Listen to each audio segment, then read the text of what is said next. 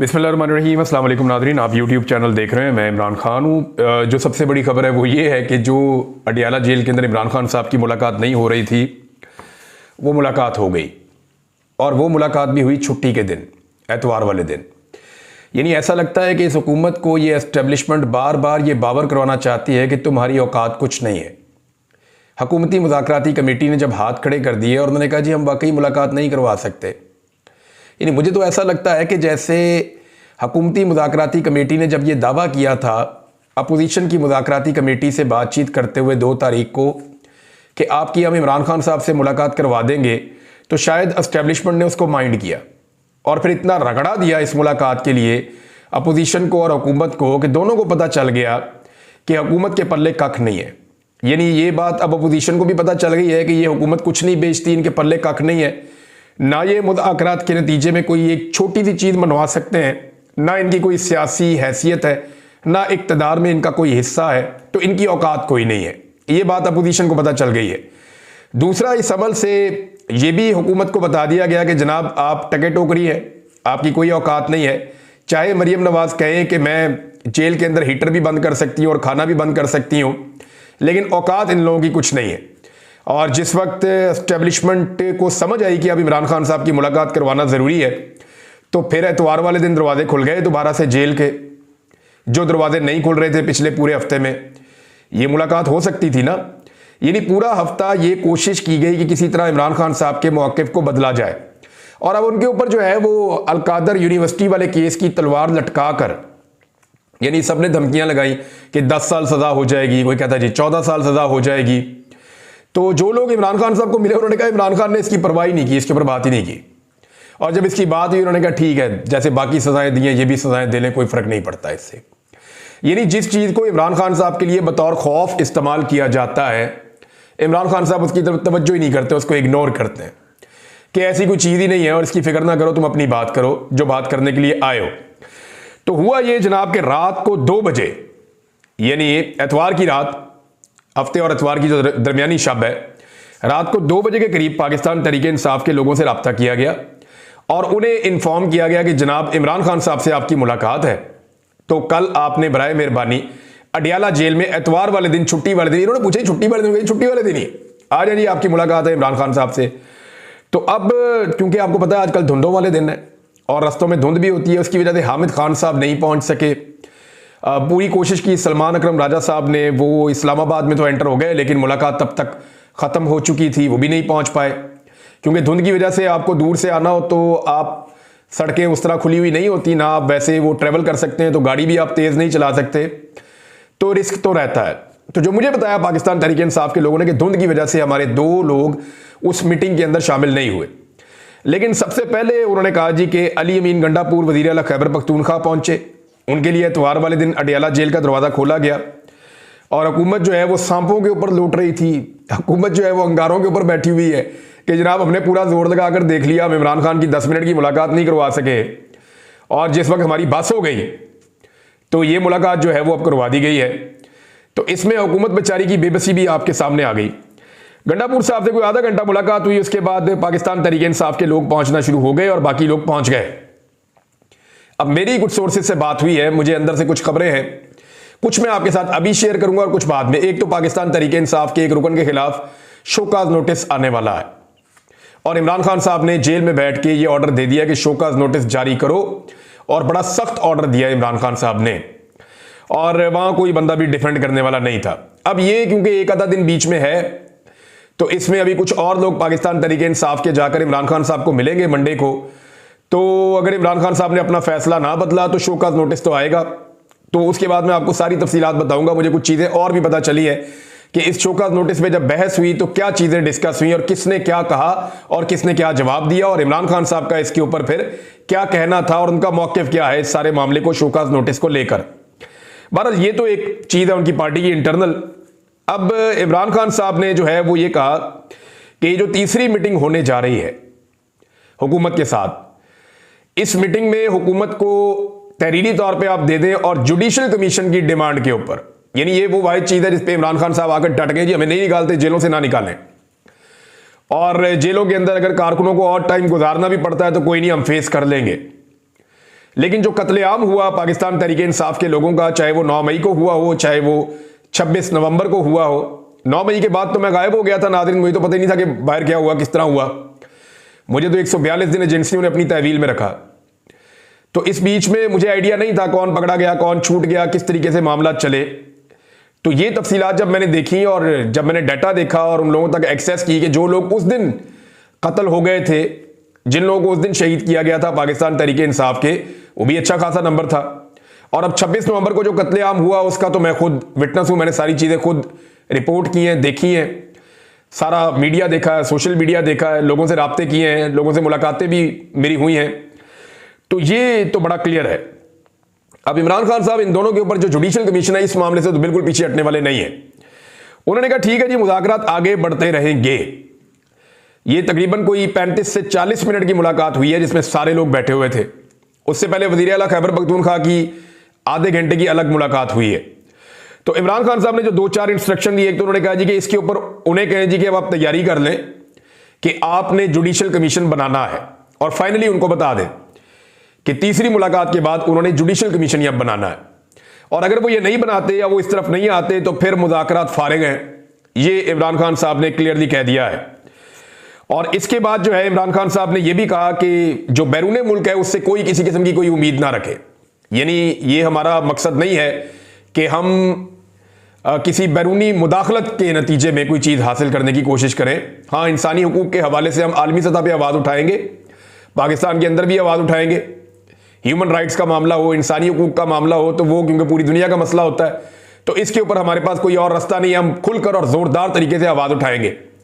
लेकिन पाकिस्तान के अंदर जो फैसले होंगे वो पाकिस्तानी ही करेंगे।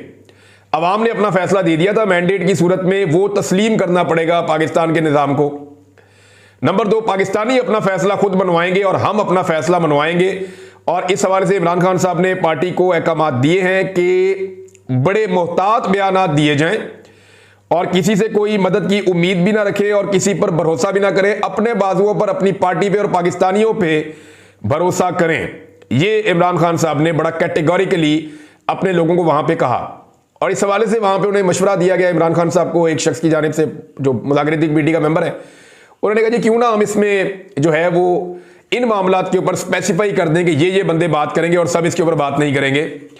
तो इस पे भी राय जो है इसको इमरान खान साहब ने सराहा और बाकी लोगों ने कहा ठीक है, हम इसके ऊपर ये देख लेते हैं कि ख़ास तौर पे जो खारजी मामलात हैं, जो बैरूनी दुनिया से कोई प्रेशर आ रहा है, उसमें हमने क्या स्ट्रेटेजी बनानी है, वो पार्टी फिर उस पर डिसाइड करेगी। और जो ख़ास लोग हैं जो इन चीज़ों को समझते हैं वही इस पर बात करेंगे। मिसाल के तौर पर जब पाकिस्तान पर अभी मिसाइल प्रोग्राम पर पाबंदियाँ लगी तो उसमें पाकिस्तान तहरीक इंसाफ ने स्ट्रेट अवे विद इन 1 घंटा, यानी जैसे ही ये खबर आई 1 घंटे के अंदर अंदर पाकिस्तान तहरीक इंसाफ ने इसकी मजम्मत की और इस पर पाकिस्तान के साथ खड़ी हो गई। उन्होंने कहा जी अमेरिका ने पाबंदियां गलत लगा दी। हालांकि इस वक्त सारी दुनिया ये समझ रही है शायद पाकिस्तान तहरीक इंसाफ को अमेरिका से कोई उम्मीद लगी हुई है, लेकिन ये हुकूमत अभी तक उन पाबंदियों के ऊपर मजम्मत नहीं कर सकी। यानी शहबाज शरीफ का मुंह बंद है, नवाज शरीफ का मुंह बंद है, मरियम नवाज का मुंह बंद है, ख्वाजा आसिफ का मुंह बंद है, बाकी जितने लोग हैं PMLN के, पीपल्स पार्टी के बड़े लोग हैं, इनके मुंह बंद हैं। खुलकर इन्होंने अमेरिका की मुखालफत नहीं की उन पाबंदियों के बाद। लेकिन पाकिस्तान तहरीक इंसाफ ने, जिसको पंजाबी में कहते हैं पैंदी सट्टई, यानी जैसे ही हुआ वैसे ही पाकिस्तान तहरीक इंसाफ ने उसकी मुखालफत की और इस बात की परवाह नहीं की कि इसमें अमेरिका क्या सोचेगा या उनके तासुरात क्या बनेंगे। उन्होंने कहा नहीं जी, मुल्की मफाद का मामला है। ओवरसीज पाकिस्तानियों से जब मैं बात करता हूं कि आप जो कर रहे हैं इससे पाकिस्तान को क्या नुकसान हो सकता है, तो वो कहते हैं जी इतना सा नुकसान भी पाकिस्तान को हम नहीं होने देंगे। जब हम अपने मुतालबात लेकर जाते हैं या अपनी चीजें सामने रखते हैं मगरबी ममालिक के या उनके हुक्मरानों के या अक़वाम मुत्तहिदा के या इंसानी हुकूक की तंजीमों के या उनकी कांग्रेस के या उनकी पार्लियामेंट के, जब अपनी चीजें हम उनके सामने रखते हैं तो हम इस बात पे जोर देते हैं कि ये पाकिस्तान ने नहीं किया और पाकिस्तान की रियासत इसके लिए रिस्पॉन्सिबल नहीं है। हाँ, चंद लोग हैं जिन्होंने रियासती ताकत को इस्तेमाल करके जुल्म, जबर और फस्तायत का बाजार गर्म किया और इंसानी हुकूक की धज्जियां उड़ा दी और कत्लेआम किया पाकिस्तान में 2 मरतबा। तो उनके खिलाफ कार्रवाई की जाए, पाकिस्तान के खिलाफ कार्रवाई ना की जाए। ये ओवरसीज पाकिस्तानी कहते हैं बार बार। तो ये वैसे उनकी ग्रेटनेस है, वरना बेनजीर भुट्टो साहबा को मुझे याद है उन्होंने कहा था कि पाकिस्तान की जो इमदाद है उसको मशरूत कर दिया जाए इस चीज के साथ कि पाकिस्तान में डेमोक्रेसी है या नहीं है, रूल ऑफ लॉ है या नहीं है, इंसानियों की पामालियां तो नहीं हो रही, और वैसे ये मशरूत भी होता है। बेनजीर भुट्टो साहिबा की बात जो है वो उसूलन ठीक थी। उसूलन उनकी बात इसलिए ठीक थी कि जब भी दुनिया आपको इमदाद देती है तो आप उनके साथ कुछ मुआहदों में होते हैं, आपने कुछ एग्रीमेंट साइन किए हुए होते हैं, कुछ चार्टर हैं जिनका आप हिस्सा होते हैं। तो जब आप उनकी खिलाफवर्जी करते हैं तो वहां पे फिर उस वायलेशन के नतीजे में जो आपको इमदाद मिलती है या जो आपकी आलमी सतह पे मदद हो रही होती है उसमें कमी वाक़ई हो जाती है या उसके ऊपर सवालात उठना शुरू हो जाते हैं। तो बेनजीर भुट्टो साहिबा का नुक्ता कानूनी लिहाज से और दीगर तमाम नुक्ता नज़र उनका जो है वो ठीक था, आप किसी लिहाज से भी देखें। लेकिन पाकिस्तान तहरीक इंसाफ उस नहज पे नहीं गई। वो ये कहते हैं जी जिन बंदों ने किया ना, जो जिम्मेदार हैं, वो बताते हैं, नाम लेते हैं, बल्कि अभी उन्होंने नाम लिया फौजी की आदत का जो मौजूदा है, जो पहले वाली है उनका भी नाम लिया। इसके अलावा उन्होंने IG का लिया, IG इस्लामाबाद का लिया, IG पंजाब का लिया, मरियम नवाज का लिया। उन्होंने कहा जी कि इसमें मुझे जो बताया उन्होंने शहबाज शरीफ के बारे में, वज़ीर दाखिला, वज़ीर दिफा, वज़ीर इतलात, इनके बारे में उन्होंने कहा जी इन लोगों ने तो बाकायदा वार्निंग दे के बंदे मारे हैं। कादी फायद ईसा के बारे में जब मैंने कल ये बात की तो मुझे बहुत सारे लोगों ने राब्ता करके कहा जी बिल्कुल आपने दुरुस्त निशानदेही की है, कादी फायद ईसा साहब को हम बिल्कुल नहीं भुला सकते, उनको इन सारी चीज़ों के अंदर हम शामिल रखेंगे कि जुल्म और बर्बरियत जितनी पाकिस्तान में हुई है उसमें सहूलतकारी का किरदार अदा किया गया है कादी फायद ईसा साहब की जानिब से। अभी नाज़रीन एक और डेवलपमेंट है और वो एतवार वाले दिन होती है, उस वक्त जब एक तो देखे ना इमरान खान साहब की एतवार वाले दिन मुलाकात करवाई, तो ये एस्टेब्लिशमेंट के बगैर तो हो नहीं सकता। एतवार को नहीं खुलती होती जेल, ये मैं आपको बिल्कुल क्लियरली बता दूं। IG जेल खाना जात आ सकता है, जेल खाना जात का मिनिस्टर आ सकता है, अदरवाइज जेल नहीं खुलती होती एतवार वाले दिन। ये जेल के मैनुअल इसके उसूलों के खिलाफ है। इरफान सिद्दीकी ने क्या कहा था, उन्होंने कहा जी जेल मैनुअल के खिलाफ तो हम PTI की मुलाकात नहीं करवा सकते, तो एतवार वाले दिन तो मैनुअल में मुलाकात है ही नहीं कहीं पे भी। तो ये उनको एक्चुअली जो ये समझना पड़ेगा ना, पाकिस्तान की पॉलिटिकल पार्टीज को भी, PMLN को समझना पड़ेगा कि उनको कितनी जिल्लत मिल रही है इस सारे के अंदर। इरफान सिद्दीकी साहब एक सीनियर सहाफी भी रहे हैं, नवाज शरीफ के सीनियर करीबी साथियों में से हैं। अब उनको कितनी शर्मिंदगी होगी, उन्होंने अपने मुंह से खुद कहा कि जी जेल मैनुअल के खिलाफ हम मुलाकात नहीं करवा सकते, एतवार वाले दिन मुलाकात करवा दी। अब ये कौन सा जेल मैनुअल है? तो एक्चुअली उनको ये पैगाम दिया जा रहा है कि आप लोगों की औकात कोई नहीं है। तो इस बात को समझें, सारे मिलकर बैठें और जो बार बार सियासतदानों की औकात को जीरो करने वाली एस्टेब्लिशमेंट है उसको उसके असल किरदार के अंदर भेजें और आप सारे मिलकर किसी तरह पाकिस्तान को मिलिट्री एस्टेब्लिशमेंट के चुंगल से आजाद करवा दें। आप जब डेमोक्रेसी होगी ना, ये मुल्क बिल्कुल ठीक हो जाएगा। आप यानी इख्तलाफात तो रहते हैं ना, इख्तलाफात तो खत्म कभी भी नहीं होते और वो हमेशा रहेंगे भी। लेकिन अगर कोई चोर उचक्का है, कोई लुटेरा है, कोई बेईमान है, आप ये समझते हैं, लेकिन फिर भी अगर सारे मिलकर बैठ जाएं और पाकिस्तान के लिए एक अच्छा काम कर दें तो वो यही हो सकता है कि आप एस्टेब्लिशमेंट का सियासत में से रोल खत्म कर दें। इसमें जनाब एक स्टेटमेंट आया है फैसल वाडा का, उसमें उन्होंने दावा किया है। अच्छा देखें, फैसल वाडा को कैसे पता कि 190 बिलियन पाउंड वाला जो केस है उसमें इमरान खान साहब को सजा हो जाएगी? फैसल वाडा साहब ने बड़ा क्लियरली दावा किया है और बड़ा स्टेट अवे उन्होंने कहा जी इमरान खान को इसमें सजा हो जाएगी। ये जो अलकादर यूनिवर्सिटी वाला केस है और ज़रूर सजा होगी, और बल्कि वो ड्यूरेशन भी बताते हैं कि इमरान खान साहब को इतनी सजा कम से कम हो जाएगी। कई जो एस्टेब्लिशमेंट के करीबी ज़राए हैं, यानी चाहे वो सहाफ़ी हैं चाहे वो सियासतदान हैं, वो साफ बता रहे हैं, को कहता है 10 साल सजा होगी, को कह रहा है 14 साल सजा होगी, लेकिन इमरान खान को सजा हो जाएगी। मामला यह है कि अब कल सजा सुनाई जाएगी, ये कहा जा रहा है। तलवार इमरान खान पे लटका के आज मुलाकात करवाई गई। एक पैगाम दिया गया कि आज भी आपके पास मौका है, आप चीजें ठीक कर दें, अपनी पार्टी को वो बातें कह दें जो हम आपको कह रहे हैं, अदरवाइज कल फिर सजा है। इमरान खान ने उस पर बात ही नहीं की। लोग आए, उन्होंने सियासी बात की, जो बात बनती थी वो करके उन्होंने कहा अब तुम जाओ जाके अपना काम करो। तो दो चीजें कही हैं, एक बड़ी अजीबोगरीब चीज फैसल वाडा ने कही है जो बड़ी खतरनाक है। उन्होंने कहा कि इमरान खान साहब की पार्टी में उनके रिश्तेदार जेल में कत्ल की साजिश कर रहे हैं। अब इमरान खान के रिश्तेदार कौन हो सकते हैं? उनकी बहनें क्या उनको कत्ल करना चाहती हैं? या इमरान खान की बीवी जिन्होंने अपनी जान खतरे में डाल दी थी वो इमरान खान को कत्ल करना चाहती हैं? जो बनी गाला में बंद थी वहां से अदालत में रुजू करके उसने कहा जी मुझे जेल में बंद करो, वो कत्ल करना चाहती है? या वो बहनें जो हर जगह पे अपने भाई के पीछे पहुंचती हैं वो कत्ल करना चाहती हैं? वो बहनें जो खुद जेल के अंदर बंद हो गई वो कत्ल करना चाहती हैं? जो रोजाना धमकियां सुनती हैं वो कत्ल करना चाहती हैं? वो बहन कत्ल करना चाहती है जिसका अपना बेटा 10 साल की सजा काट रहा है, वो इतना बड़ा दिल करके कहती है कोई बात नहीं, मेरा बेटा मुल्क के लिए खड़ा है और हक के साथ खड़ा है। तो मामला ये है कि ये एक बड़ा भोंडा और अजीबोगरीब किस्म का नैरेटिव है जो फैसल वाडा साहब की तरफ से लॉन्च करवाया गया। लेकिन इसमें एक बात उन्होंने कही कि इमरान खान साहब की जान खतरे में और इसके असरात पाकिस्तान की सियासत पर 50 साल तक रहेंगे। अच्छा, ये बयान उस वक्त फैसल वाडा की जानिब से दिलवाया गया जब इमरान खान साहब की पार्टी को एक पैगाम यह भी दिया गया था कि आप सिक्योरिटी का बहाना बना दें, आप ये कहें कि इमरान खान की जान खतरे में, लिहाजा इमरान खान साहब को कहीं और मुंतकिल किया जाए, तो सिक्योरिटी का बहाना आपका मानते हुए हम इमरान खान साहब को मुंतकिल करवा देंगे खैबर पख्तूनख्वा में या बनी गाला में। तो इस पे इमरान खान साहब ने मानने से इनकार कर दिया था। इस तजवीज को उन्होंने आते ही रद्द कर दिया था। 2 मरतबा तो यह तजवीज आई है, 3 मरतबा उन्हें पाकिस्तान से बाहर भेजने का भी इमरान खान साहब को ऑफर किया गया। अब फैसल वाडा साहब ने ये एक्चुअली दोबारा से दाना डाला है कि जनाब मैं आपकी सिक्योरिटी के लिए थ्रेट्स पैदा करता हूं और आपकी सिक्योरिटी के थ्रेट्स पैदा करके आप आने वाले दिनों में देखेंगे मीडिया पे भी अब इमरान खान की जान को खतरा, इमरान खान साहब की सिक्योरिटी थ्रेट, ये चीजें करेंगे और फिर मौका देंगे पाकिस्तान तहरीक इंसाफ को, जनाब आप जाएं जाके अदालत में कहें कि इमरान खान की जान खतरे में है, तो हम ये कह देंगे जी हम उनको शिफ्ट करवा देते हैं, तो इस बुनियाद पर इमरान खान साहब को कहीं शिफ्ट कर देंगे। लेकिन फिलहाल इस वक्त तक इमरान खान साहब ये नहीं मान रहे, उनको मानना भी नहीं चाहिए। अडयाला जेल से विक्ट्री साइन बनाता हुआ अगर इमरान खान निकला तो वो इस मुल्क की सियासत का सिकंदर होगा। लेकिन अगर इमरान खान साहब कहीं पे जाके हाउस अरेस्ट हो जाते हैं और वहां से बाद में रिहा कर दिया जाता है उन्हें एक रोपकार भिजवा के, और वहां से सिक्योरिटी सिर्फ हट जाती है, तो वो वैल्यू कभी भी नहीं बनेगी। इमरान खान साहब इस बात को बहुत अच्छी तरह जानते भी हैं। अब मामला यह है नाजरीन के फैसल वाडा साहब का ये स्टेटमेंट अगर आप इसको गौर करें तो ये आपको बहुत सारी चीजें बता रहा है कि इमरान खान साहब के कत्ल की साजिश हो रही है और 50 साल तक सियासत पे असरात होंगे। तो ये 50 साल आपने बड़ा अजीबोगरीब टाइम बता दिया, 5 दिन के अंदर काया ही पलट जाएगी, खुदा ना खास्ता, अल्लाह ना करे। ये वो दौर नहीं है जब लोगों को दबाया जा सकता था। अभी आप वैसा कोई एडवेंचर पाकिस्तान में कोई सोचे भी ना, खुदा ना खास्ता इमरान खान को कुछ हुआ तो ये निज़ाम अपनी मौत आप मर जाएगा मिनटों के अंदर ही, और ये बात ये निज़ाम बड़ी अच्छी तरह जानता है। तो ऐसा कोई एडवेंचर मुझे नहीं लगता कि करना चाहिए किसी को, इससे परहेज करना चाहिए और इससे अपने आप को बचाकर रखना चाहिए। और सबको ये पता है कि इमरान खान के साथ पाकिस्तान की कौम खड़ी है, अगर उसे कुछ हुआ तो कौम ईंट से ईंट सारों की बजा देगी, ये सारे ही जानते हैं।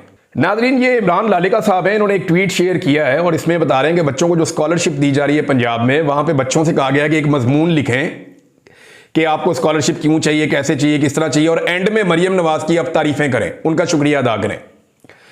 आप अंदाजा करें ये कितने नरगिसियत का शिकार है। जिधर इनको कोई प्रोजेक्ट मिलता है उसके अंदर नवाज शरीफ का, मरियम नवाज का नाम ठोक देते हैं, शहबाज शरीफ का नाम ठोक देते हैं, हमजा शहबाज का नाम लगा देते हैं। इन्हें अपने नाम से कितना प्यार है, इसको नरगिसियत कहते हैं। लैट्रीनों तक के ऊपर इन्होंने अपनी तस्वीरें और अपने नाम लगा दिए हैं, बसों के ऊपर अपनी फोटो और अपने नाम लगा दिए, और सारे सरकारी खर्चे पे गरीब आदमी को सरकार के खाते में जो आटे की थैलियां जाती थी उनके ऊपर भी इन्होंने अपनी फोटोएं चिपका दी, अपने मुंह चिपका दिए इन्होंने।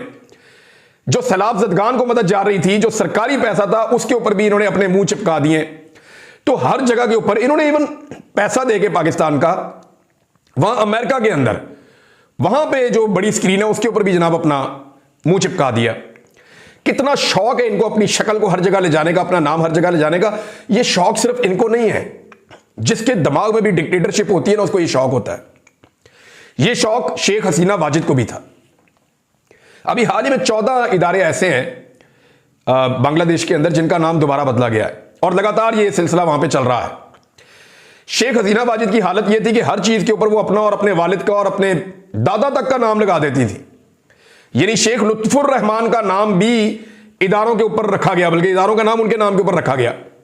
बल्कि 11 साल बच्चा इनके खानदान में फौत हो गया था, उसके नाम के ऊपर भी इन्होंने इदारे बनाए हुए हैं। अंदाजा कीजिए आप। तो डिक्टेटर्स का यह बड़ा शौक होता है, आने वाले वक्त में ये अपने बच्चों के नामों, इनका बस चलिए पाकिस्तान के नोट के ऊपर अपनी शक्ल छापते हैं।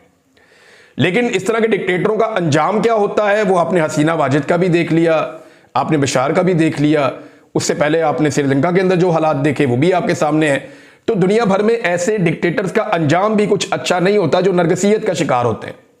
तो ये लगातार जनाब नरगिसियत का शिकार है। एक नाजरीन शहबाज गिल साहब ने, अहमद नूरानी साहब ने और मुझे कुछ सोर्सेज ने फोन करके भी कुछ चीजें बताई हैं मेरे हवाले से, और उन्होंने मुझे ये कहा कि कुछ लोगों ने ट्वीट किया, कुछ लोगों ने वीडियो की, कुछ लोगों ने मुझे फ़ोन किया। उन्होंने कहा कि इमरान साहब आप बड़े केयरफुल हो जाएं दोबारा से, आपके पीछे पाकिस्तान का इंटेलिजेंस ऑपरेटर्स काम कर रहा है और वो आपको अब नहीं छोड़ेंगे, वो आपको टारगेट करेंगे, उन्होंने मुझे ये कहा। तो हाँ, मैं एक चीज़ आपको क्लियर कर देता हूँ कि मेरी अक़वाम मुत्तहिदा के साथ कुछ ईमेलिंग हुई थी। मैं नॉर्मली ईमेल नहीं करता, मुझे ये ईमेल करने में और ये आईटी में उतना अच्छा नहीं हूँ। मैं वैसे राब्ते में रहता हूँ डिफरेंट सोर्सेज के ज़रिए से, लेकिन मैं ईमेल नहीं करता नॉर्मली। हाँ, लेकिन मैंने कुछ ईमेल्स की हैं जो मुझे, क्योंकि बाकायदा ईमेल्स मुझे की गई, तो फिर मैंने उस पर वापस जवाब दिया। तो वो मेरी अक़वाम मुत्तहिदा के साथ और एक दो आलमी इदारों के साथ मेरी ईमेलिंग हुई थी। अब कुछ लोग ये क्लेम कर रहे हैं कि वहाँ पे कोई ब्रीच हुआ है और वहाँ से कोई इन्फॉर्मेशन निकली है, पाकिस्तान की कोई इंटेलिजेंस एजेंसियाँ उन तक वो पहुँची हैं और वो इंटेलिजेंस एजेंसियाँ मेरे खिलाफ कोई एक्टिविटी करना चाहती हैं। तो ये सिलसिला नया तो नहीं है ना, तो ये पहले भी चलता रहा है, और अगर खुदा न खास्ता ये आइंदा भी चलता रहेगा तो इससे क्या सोच बदल जाएगी किसी की, या इससे क्या मेरी राय तब्दील हो जाएगी? अभी तक तो नहीं हुई। मैं पूरा का पूरा ही तब्दील हो गया हूँ